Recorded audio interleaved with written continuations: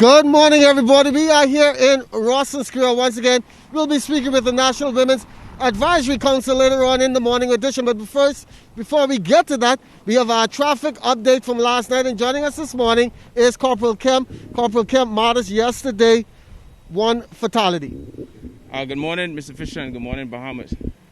Within the 24 hours, we've had some 13 accidents, 8 of which would have involved injuries.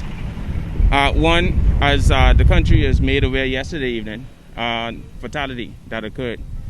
Mr. Fisher, I'm going to encourage the drivers traveling through the streets of New Providence and the Bahamas to continue driving with due care and attention, plan your route, exercise some patience, and when you are turning to these corners, please use your signals and wait for persons to either pass you or allow you to pass.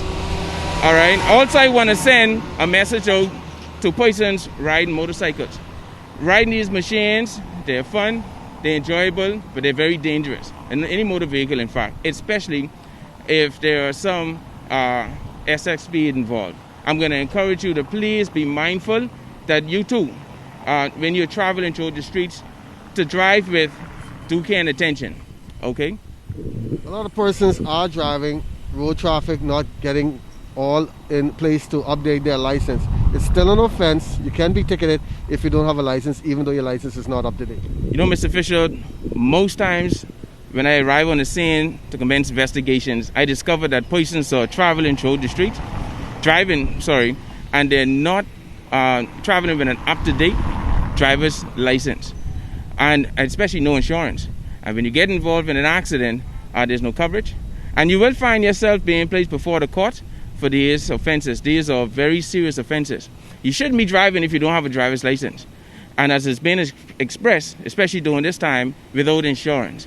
You have to be responsible people whilst you're traversing the street to make sure that you have the proper documents.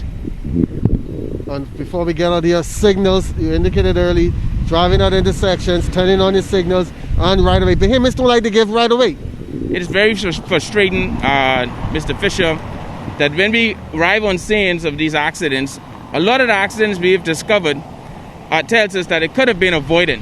If persons would just, again, exercise patience, due care and attention, and if you're about to make a turn, please stop. That's the proper thing to do. Ascertain your way clear. But the first thing you should have done was put on your signal, and to make sure that the persons that are traveling towards you acknowledges you, gives you the permission to make that turn.